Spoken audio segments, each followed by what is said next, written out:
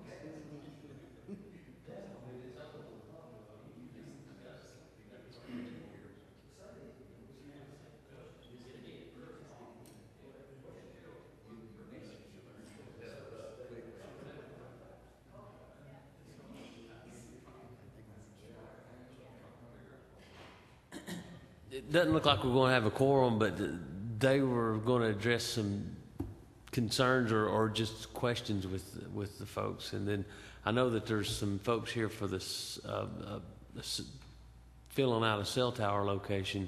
They can discuss that too, because that was just for a kind of a warm fuzzy feeling or not, or whether they want to go forward with that. So they can't take any official action. They don't have enough members to vote.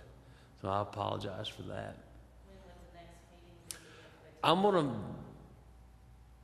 say that we're going to have one the 21st of October, a special called meeting. We had a couple items that we're going to do that for anyway, and so we're just going to pile these on there with that to accommodate you. Yeah. Same time? Same night? No, it's going to be different because this room's taken that night, and I'll have to check with the courthouse to see which room it will be. Well, try to keep it the same time, though. Okay, when do we need to call to find out what room? Well, I won't be back until Tuesday, so I'll know something about it first next week. Okay, thank you very much. You're welcome. Sorry about that. All right, thank you. So, is she on the cell phone tower, or what is that? I'm not sure what item yours was. I'm the variance, the two. Oh, South Long Hollow Road? Okay, yeah. And I know we have to have. I'd like to ask a question. Well, he's wanting to ask you a question just to talk about it. The one on South Hall Road, that's a mobile home that's slightly off because it was a question. 2.4 feet in the utility easement, 2.4 feet, Okay, but not on the property line on the utility easement. is the stream the property line? We went by a string that the brother who were on his, in the utility easement on his side, we went by a string that he put up. The mortgage company required that we do a placement survey. So after everything was pretty much already done is when my surveyor went out there. So we didn't know that we were 2 feet over until Except- after the fact. With the stream today, is it on the property? I don't think he restrung it. He went back out there. He said the string that the brother put up was close. It was just off a little bit. So we're right out of that one corner. So you think the stream today is the stream that the brother put up 2 feet off? On the one corner of the house, yes. Right. Yeah. So that stream should have been 2 feet closer to the mobile home? Away from the mobile home, It should have. yes. And on that side of the property, it's a 10-foot utility line easement Okay, because it's undeveloped. okay. The other side of the property is a 5-foot utility line easement because it's developed. Okay. So if we had, if it was the 5 foot on both sides, it wouldn't be an issue. So Well, then, we still have 2 foot setback, because that's our county-wide setback requirement. Okay. so then the issue would be if two brothers agree legally. Yeah, and the one brother that we're on, the one that we're too close to, he's the one that put the string up that we went off of. He's okay with what? Oh, He's he's okay. okay with it. Okay, So, okay. okay. Anything else or? Sandy, everything? No, not on that. We do apologize. That's okay. At least if we had this conversation the next time. You'll be more informed. Yeah, and if, But now you know to confirm that stream is on the property line today. Yeah, and I didn't, we didn't have to survey it before. We surveyed it after we'd already placed it in the deck and, everything was done. That's a regular occurrence here, when somebody buys a piece of property and does not have a survey, it will regularly create an issue. The customer actually has owned this property. They've owned it forever, even the brother, so we went off what he put up. It's a regular issue. Yeah, You buy a piece of property and do not have a survey. yeah. At some point in time, you will get you in the heat. Yeah, and, fortunately, this got us in one little corner. Okay. All right, thank you. We'll see you first. I'll get in contact. I'll call. That's okay. Can we talk about the bed and breakfast and talk to them?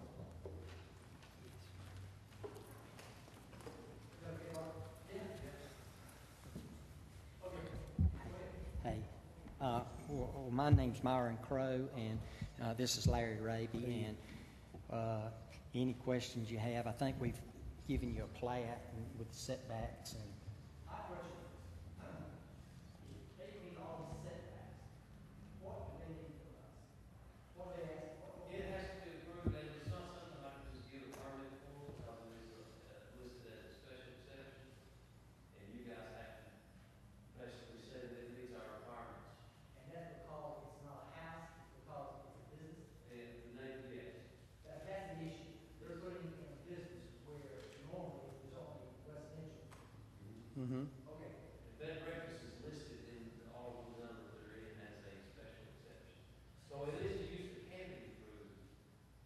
It just has to meet our guidelines, which is his request, because he sees the setbacks, and he's got to have the water. okay, does this request in any way violate the homeowner's standards in top of the world? Well, what I did when we were talking about this, I went to Mike McClure, who was the president of the Top of the World Landowners, and I talked with him and asked him, was there any problems as far as the Covenants and restrictions. covenants and restrictions, and he said not, and he said he would be in favor of supporting a bed and breakfast. So that's, as far, I have not read the covenants myself, but I just went to the president of the, the Top of the World, Mike McClure.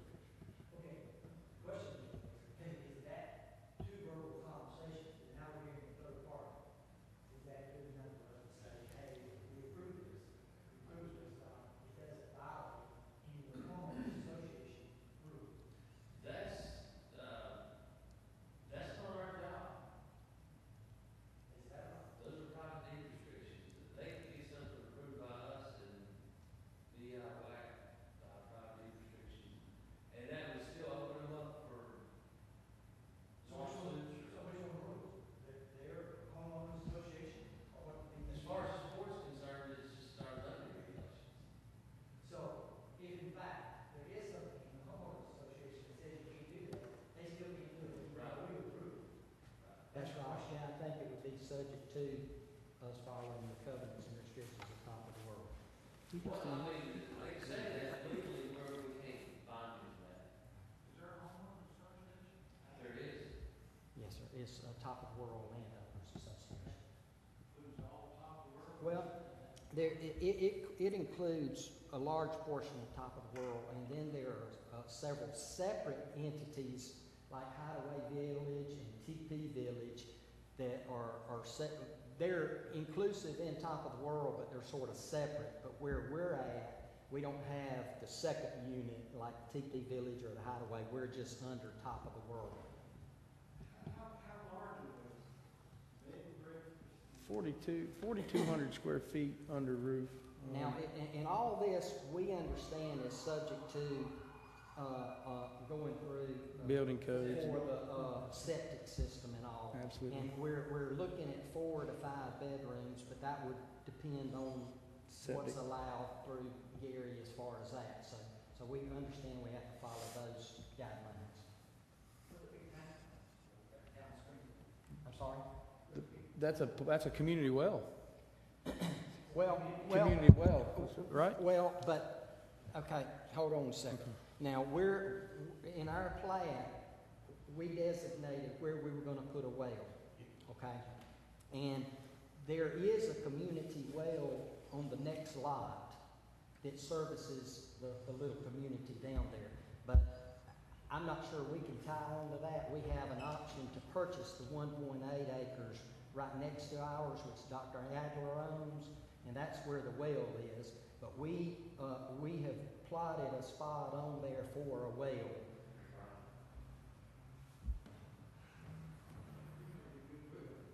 Hey, Larry. Okay, so the lot down the hill, that's where you're gonna put your well. Do you have that plan? Yeah, let's just call the meeting Okay. over. Okay, don't get into the other way. You're the first item on the agenda anyway, so just hang tight. Okay. Who, Complicate things. who wants to act as chair? All right, I'll call the roll. Larry Chesney? Stan Hedrick, and Brian King. Okay. These folks owe you a big deal, because you can't. I don't want to come back again. I apologize, I'm sorry. That's okay. You guys can get a week's free cleaning, that's all right.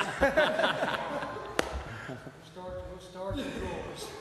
Hey, can we get a motion on the minutes from last month?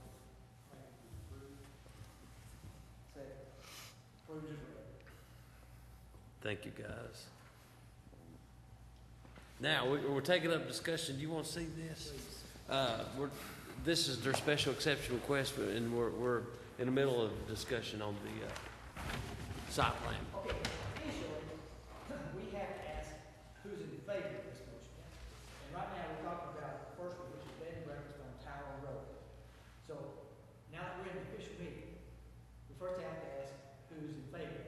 And I assume that you're in favor. Yes. Okay, so now you can explain to the three of us anything you want to. Okay, do we need to do our name and address and all that, or is that? Just your name. Just Okay, name. my name's Myron Crow, and this is Larry Raby. And I think you have a copy of the plat before you, and we understood the restrictions we had as far as setbacks and drain field and parking. And so that's what we've sort of designated on this plat. And I think we far exceeded the setbacks, where we went like 50 feet from the side and 110 feet from the road. And so we're pushing the bed and breakfast up closer to the mountains, which will have a view. And that still leaves us 190 feet from the structure to the bottom of the lot.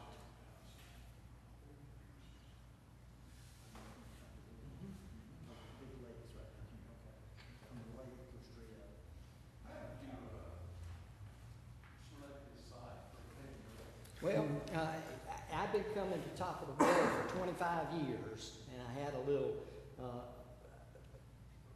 A-frame over in TP Village, and then we built a house on Tower Road. We have a house on down from this site. Uphill, downhill. Up. Yeah, our house is a half a mile from Flatch Road up and on the right. Still on asphalt? Sir? Still on Yes, sir, we're still on asphalt. And they just redone that road several years back, so it's a good road now. But, so, we love this area so much that we just moved 2 months ago to Maryville. So we're, and we go up to the mountain house on the weekends. But, so I bought a couple of lots here, and Larry, my friend, he's a builder from South Georgia. We came from Valdosta, Georgia. You the one that owns real freedom? The what?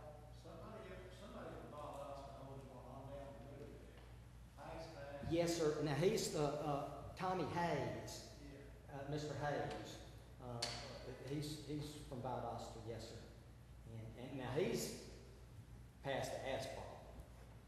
And so we just love this area, and I had most of those lots there are 100 by 400, and this was a 2-acre tract, so we knew we'd have enough acreage. And then, like I said, I've got a contract with Dr. Adler to purchase the 1.8 acres, and I think you'll meet Mr. Phillips here.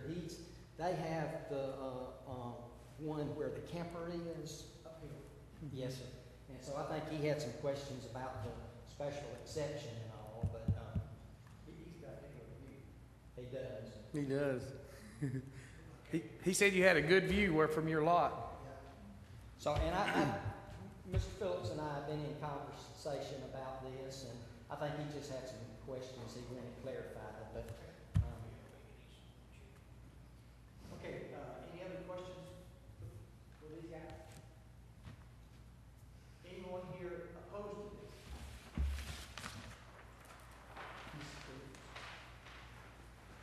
I think Mr. Phillips just had some questions. Okay, you want to?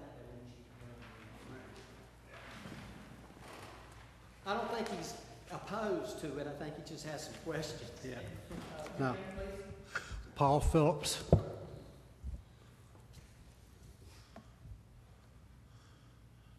Okay, and that trailer that's up there that y'all talking about, that's mine, and the property belongs to my son who's lives in Memphis, Tennessee. And hopefully we'll get a house up there for long.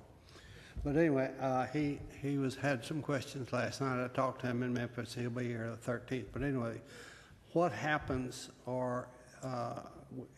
when you use the term exception, it really threw me because I didn't know exception, what are you accepting or what is different? And I looked on the internet to try to find out what Top of the World says, and I was unable to find anything, so I don't know what exception means, and I'm going to have to answer that question.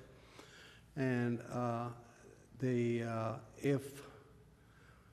okay, let me choose my words carefully. The importance of being up there at Top of the World, it doesn't need to deteriorate anymore. It needs to improve in the quality and the people.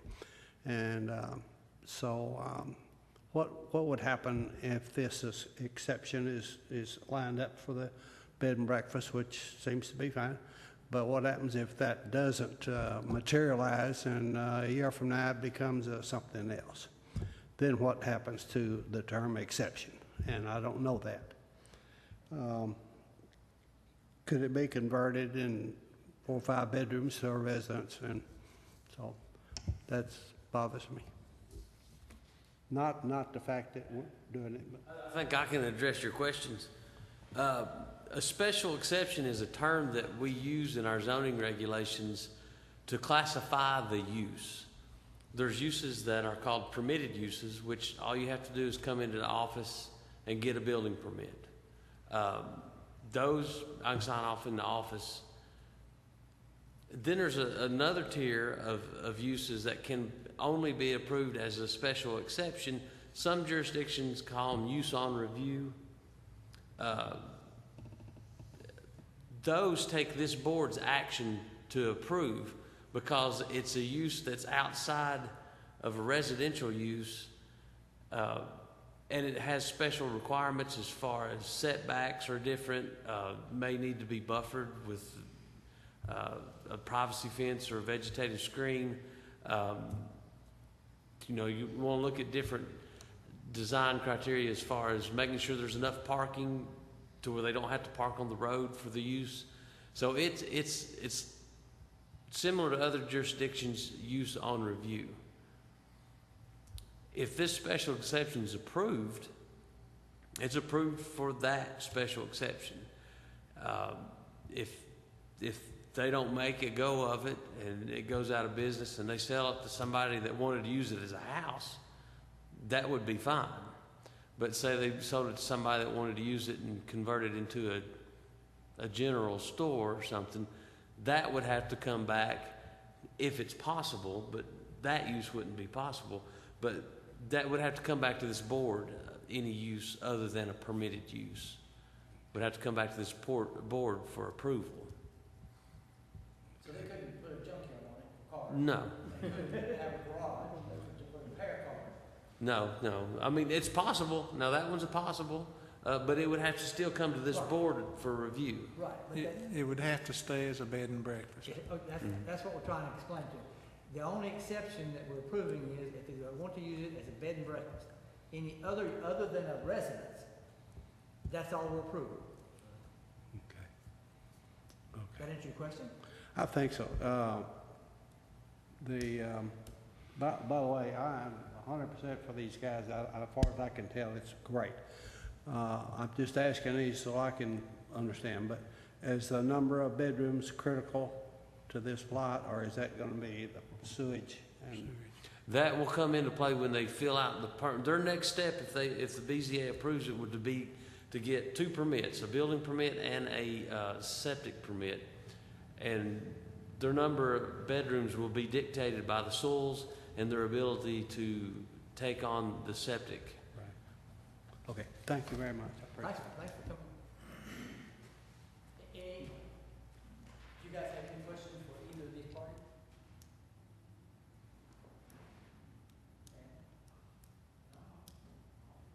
So, I guess we're ready for the call. We have a motion. To do what? Accept. Are we have a motion to accept?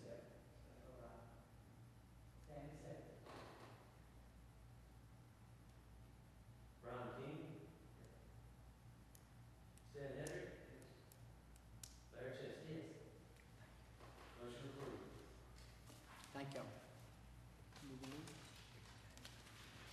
Okay, the next one, folks, but we can also take that up even though we're late. Yes, definitely. We've had people that hadn't shown up for the request before, so we can take that up, and I'll be glad to contact them with the results. Excuse me. Okay, you guys will take that one next, or folks that are here? Well, it's next on the agenda, so we'll go ahead and take a look at it.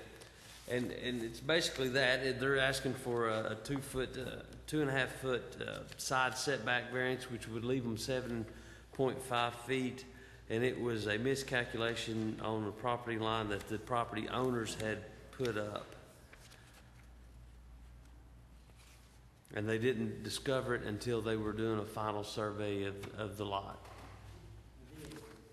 Brian. And 2 feet off. And then when they put the trailer in, to get the loan, they had to have a survey. And the survey said, lot, the string, the road is over here, 2 feet off. So now it's 2 feet closer to the property line than what this on, and this on, and these are roads.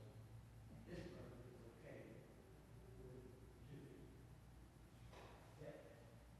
So that first off, okay. So, Sandy, any questions? Brian? Do I hear a motion? Sandy, move to approve. Brian, second. Call the roll. Stan Henry? Brian King? Yes. And Larry Chester? Yes. Motion approved. Okay, the next one is a variance request for minimum size lot at Sundown Court. This property's in R1 zone. It's in an established, it's a subdivision. Actually, it looks like a campground. Those are individually owned lots. And what they're wanting to do in this situation is take a lot that was created on the common area of the development, and it's historically been used as a lot. But it's always been just part of the common area. They're wanting to make it a lot now and for private use. It's historically been used for the caretaker, groundskeeper. We've taken the caretaker and put what we call the barn, or the structure up there. We put a 2-bedroom apartment up there. I'm Craig Belitz. Craig, last name? Belitz. Anyway, we've moved the caretaker 15 years ago into the apartment, and this has just been set there. It was used as a lot, not deeded that way or designated that way, because it was just the caretaker's, basically his home. He was there year round. And now we just would like to remove it and make it a permanent lot, and the campground sell it to individual.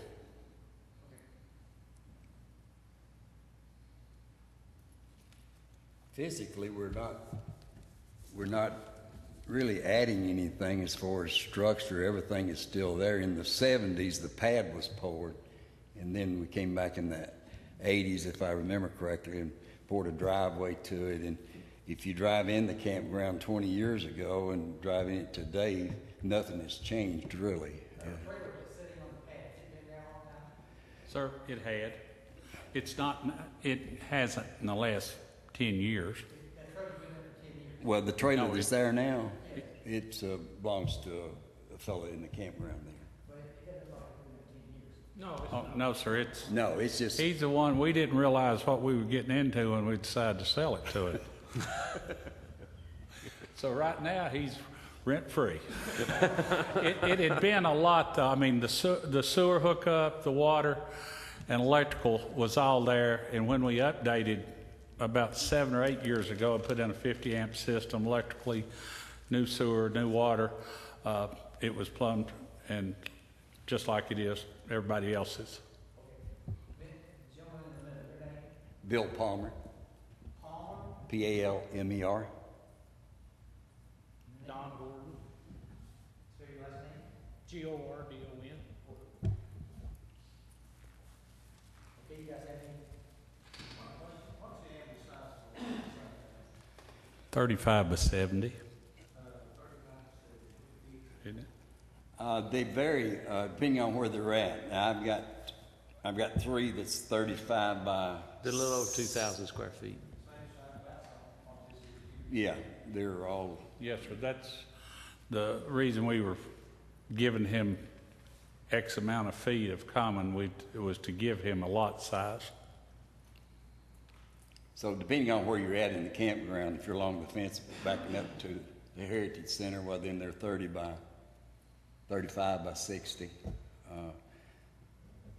So it averages about 35 by 60. You guys have done a good job of maintaining the area. When you got in there, it looks like you care. Well, we do, sir. And we close in November, and we open it, we're not open year round. I take my trailer home in the winter, I used to put it in the barn, I built a shed, I put it in the shed now. But we've tried to keep it as a campground, because we know what the one down the road turned into, and we don't want it to turn into that. You know, so, we do try to keep it as a recreation. Recently, we were able to purchase the two lots in front, where a lot of our sewers at. We were able to purchase those two down by the walkway there. So we've got that. I guess the biggest mistake we made over the years, we didn't buy the whole thing in there, that we could keep it cleaned up. When you close during the winter, nobody allowed in? They don't come, you just can't come stay the night? There's no water on. We have water in the, what we call a barn, where the apartment is, Yeah. where the guy lives. There's water in the bathroom there. But as far as electricity to the lots outside, no. So it's not a functional campground. Not in the, from last November to March. But that's the way it's designed. Yeah, I don't know how that works. Is anyone here opposed to this? You guys have any more questions? Call for motion?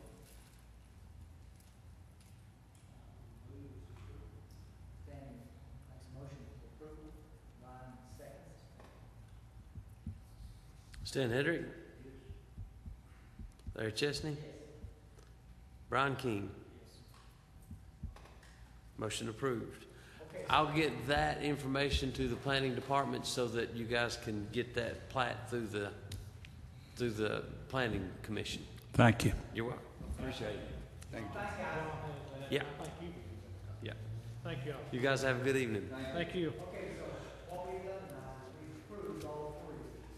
Mm-hmm. Okay, now, we also have These are, they've got their feelers out and just trying to see what you guys think about something they're proposing. My cricket's yelling at me. There's an old tower up on Tower Road just past where the bed and breakfast is going to go. It's a 100-feet lattice work tower. They're proposing to go in and replace that tower with a monopole that's 155 feet, which is a little taller. The only problem is it's one of those long, skinny lots, so it's basically not going to meet any of our setback or separation distance requirements. It is in an area where there are other towers as well as the one that's already existing. So they're just kind of wanting to see how you guys feel about that, because it would take some leeway from the board to be able to approve that. what's this tower repeated on? Cell tower? Yes, sir. The existing repeater that's on the small tower is a U.S. cellular equipment. Their equipment's located in the small masonry building. And what they're wanting to do now is with the new data for the iPhones and the new data plans, they need to add additional antennas. And that small tower will not support those antennas. What area is this service? I'm really not an RF engineer. I'm a civil engineer, but it would serve back toward Maryville and then also the other way toward, the parkway and out toward, the National Park. Mm-hmm, yes, sir. So the distance that those signals go are limited, right? They are, and the more service or more carriers or more, people that are using them, it shrinks even more, but it's, and I can get a coverage map by the time we come back that will show exactly what they're wanting to cover with this. That'd be interesting because it's just to service the people on top of the world, that's one thing, but if it bounces all the way back down to Wallen, East End. Yeah.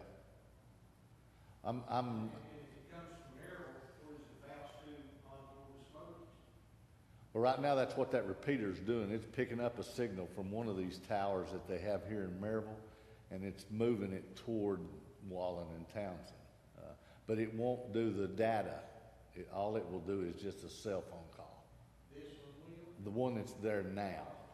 The one they're wanting to install will also do the data network. Plus, the other thing US Cellular wants to do is, or is going to do, is go ahead and make provisions for some additional carriers if they want to come in and co-locate on that tower in the future. Would US Cellular own this tower, or is it a private tower lease? They would own it, right? Yes. Mr. Creasy owns the tower that's there now. And it's a tower for the Blount County police and stuff like that, or what's it? No, it's a paging tower, and US Cellular's equipment's what's on it right now. There's 3 right there together. There's some others even on back down the road. How far is this from the bed and breakfast we was talking about? You know, I don't know where that bed and breakfast is going. I'm not that familiar. It's not past the TP Village lines, so it's like, gosh, it's a long way up there to the tower. You know where the lake is? Mm-hmm. You go start going up the hill. Right. And go to the left. Right? Bed and breakfast right down the right. Okay. Before you turn to the left. Yeah, this is a good ways on past that. I don't know exact, at least. What's the driving force to go from 100-foot tower to 150-foot tower? One of the things is to give room for additional people to get on it, and the other is to increase the coverage area. You said dad, something like internet, you drive by internet. Yeah, internet, text, anything that takes data, pictures, transmissions, that kind of stuff. So, let's isolate up there. If the signal gets that far, it don't need to go farther back the mountains. The only thing it can do is bounce it toward Chilhowee or toward Wallen. Well, they wouldn't build this just for top of the world, because there's not that many customers up there. What I was getting around to is to build a BlackBerry. Yeah. Because that would be a straight shot, just about right down to that. Yeah, I'm sure it will cover BlackBerry, but, I mean, they can't put it down at BlackBerry because it wouldn't cover anybody but BlackBerry. Yeah, I'm sure it will cover them. Probably cover Cade's Cove too. Yeah. When we come, There's not many places to park where you can. So It's along the edges of it. has any other, phone companies like Verizon and all those, well, why would you need more coverage when Verizon and those guys wouldn't need more coverage, or would they want to locate on here too? well, we're hoping that they will want to co-locate on here as opposed to build one of their towers. At some point in time, they're going to come back and want to go up there as well. Are you at Wallen Tower right now? Wallen Tower. Behind school. I don't know. I'll plead ignorance on that one as well. They have one in Townsend. They have 2 in Townsend. Yes, Cellular does. Yeah. They're probably on the Wallen Tower. I did not do it myself. So maybe one of their other consultants did it. Yeah. Yeah. Can you see that it's an existing tower strictly? No. If you're going down 2 Cades Hill, you can see it. So if you go up to Blackberry, you can look up and see that tower. BlackBerry's getting up under the mountain a little bit. You can see this tower from there?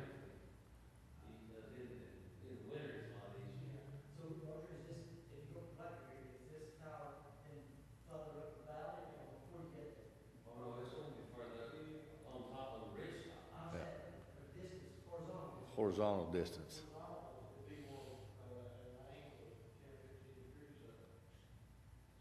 Yeah. It'd be like you're going, just, if you were capable of it, it'd be like you go straight through Blackberry, through Mountain Home and, Yeah, yeah, big beyond that. yeah. Mile two. I wouldn't even know how big it's at. Yeah.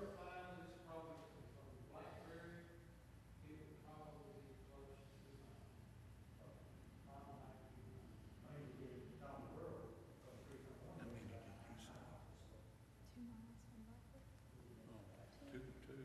When we come back, we'll have some coverage maps that will show, you know, what coverage area they're planning on accomplishing with. Another reason is too, if Verizon were to come in and say, we need to put another tower up there, and we know this, if we do this, and instead of a tower, on mountain up there, go put it on in. Yeah. Then, well, we don't want to do that, why don't we, we don't want too much for it? How do you come up with rates you charge to put somebody on the tower? That's, the leasing agents deal with that on a regular basis. I mean, the rates are going up just because of the capacity of the towers are coming down. They didn't think far enough ahead in advance when they started building these back in the 90s, so they didn't make the towers strong enough to handle all the new antennas and the new equipment they need. So that's why they're having to do this, take one out and put another one in. And this is not an uncommon occurrence. We're doing about 20 of them right now in North Carolina and around eastern Tennessee.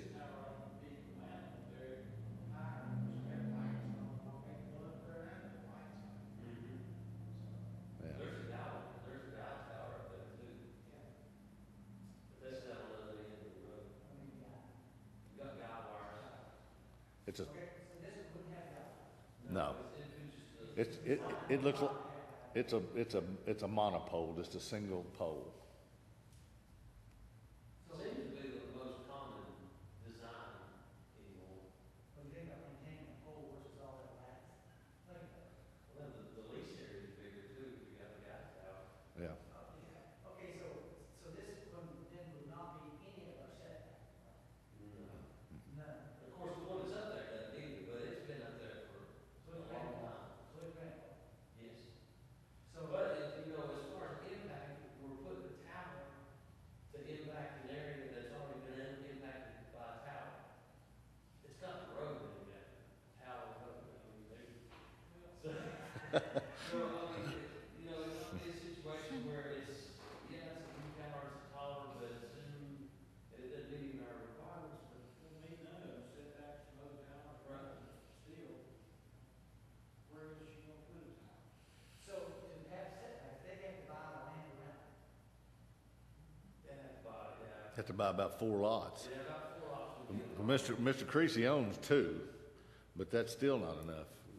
So we'd have to buy at least 2. Because those lots are big, but they're kind of narrow and they're straight down off the edge of the mountain. So Mr. Creasy, it needs to buy 2 more lots. Good thing is here. Yeah. The other part of the problem is you never meet the front setback because you can't go down the hill. All those lots fall off the face. You know, they're real steep after you get about 100 feet off the road or 200 feet. So Mr. Creasy, you gonna buy 2 more lots? Well, I've tried to. I have actually tried. Yeah, I have tried to do that. You know, recording, so. Well, this is not correct.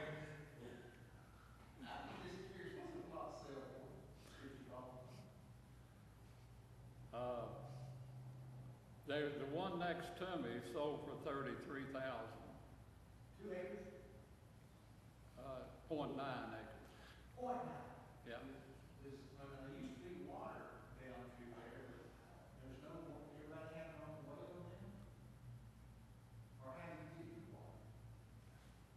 I didn't hear what How do you get water? Do you have a well? Of course, you don't. No, I don't use any water or the radio tower, but there was a water tank directly across the street from my tower, but they never, and they dug a well. The well hole is there, but they never put it in service. I think the Top of the World Association went bankrupt, I think, years ago when they first built that subdivision. So what do? Carry your water when you go up there? Oh, yeah, for drinking water, oh, yeah, yeah. But other lots up there, if they want water, they dig a well.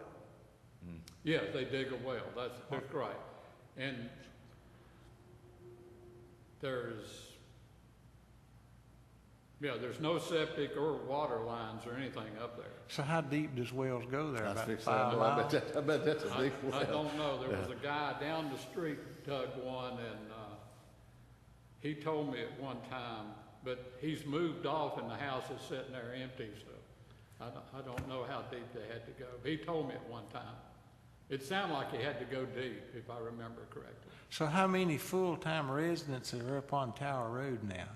Any? I have trouble hearing you. How many full-time residents live on Tower Road now?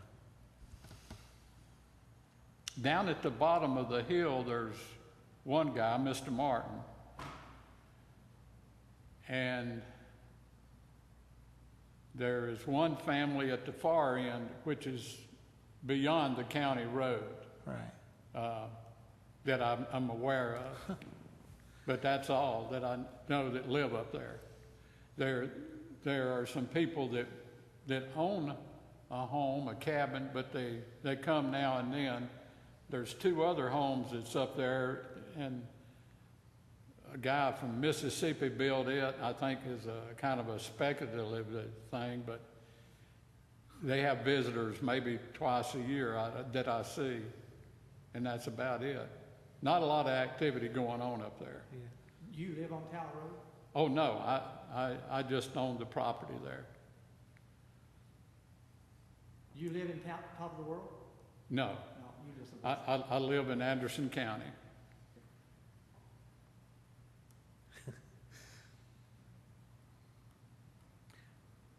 If this is just for conversation, this wouldn't apply hardly any place else in Blount County, but where it's at, and the lay of the land, and the need for a cell tower up there, I ain't got no problem with it. I'm more positive than I am negative. Yeah. I think there's some issues around setbacks, And the setbacks will never be met. but all things considered, there's a tower there now. And unless the neighbors come in and complain about this, and you put a sign up. Of course, if they don't come but once a year, they're not gonna see the sign anyway. What's the need of Well, going? they'll get, actually, part of the application process, all property owners within 1,000 feet of the tower or radius will get a letter. Yeah. Okay, well, so they. So they'll know about it. Now, why go from 100 feet to 155 feet? I know higher's are better, but higher's higher, so why, and since it's sticking way up there, another 50 foot, why go 155 feet tall? They need, one, you've got to have a certain separation between anybody else that comes on it, and even their antennas have to be separated. Their repeater antenna and their what they call their LTE or data antennas have to be separated. So you lose 10 feet every time they put a set of antennas on it. pretty Okay, much, or maybe you lose 12. 30 feet, so you'd have,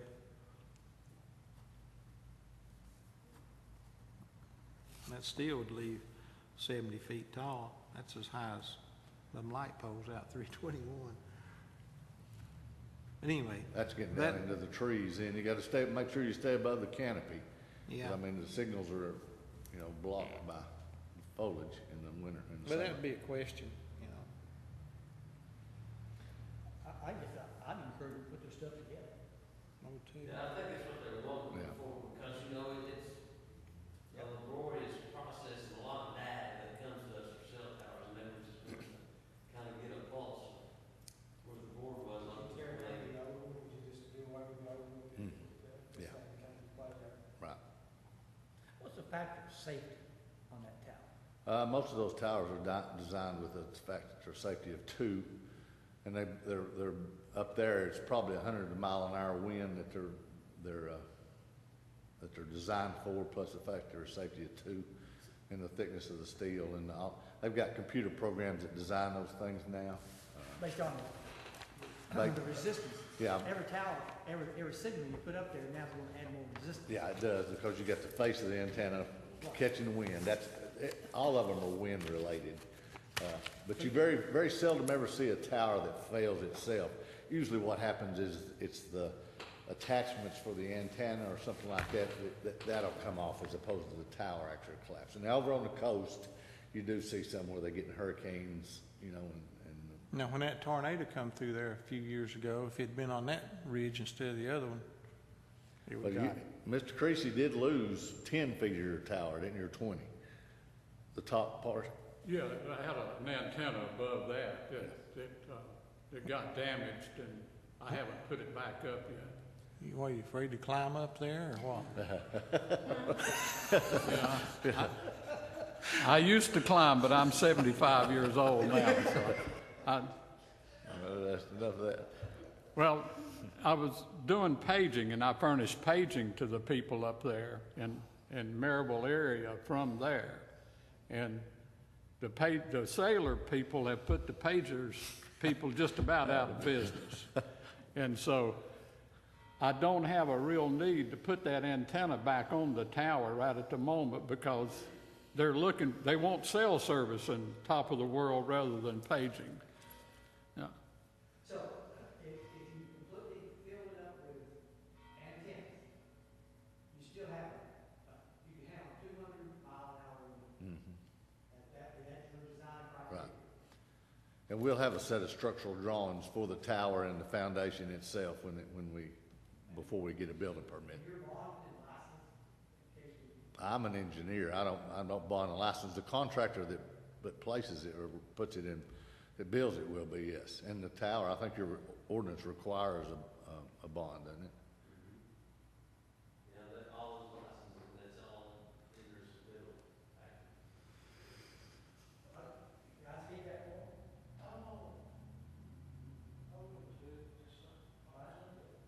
So feedback is, we're more positive. Okay, well, good. We appreciate that. Still have some questions, Oh, sure. but at the same time, we're more positive than we are now. Yeah.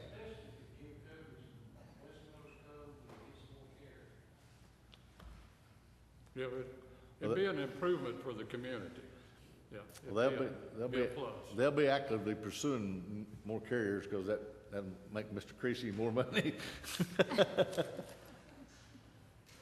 So, well, we appreciate you seeing us and giving us the feedback, and we'll Thank have you the very coverage much. maps and get the formal submittal in. Thanks a Thank you, lot. guys. Appreciate it. Appreciate it.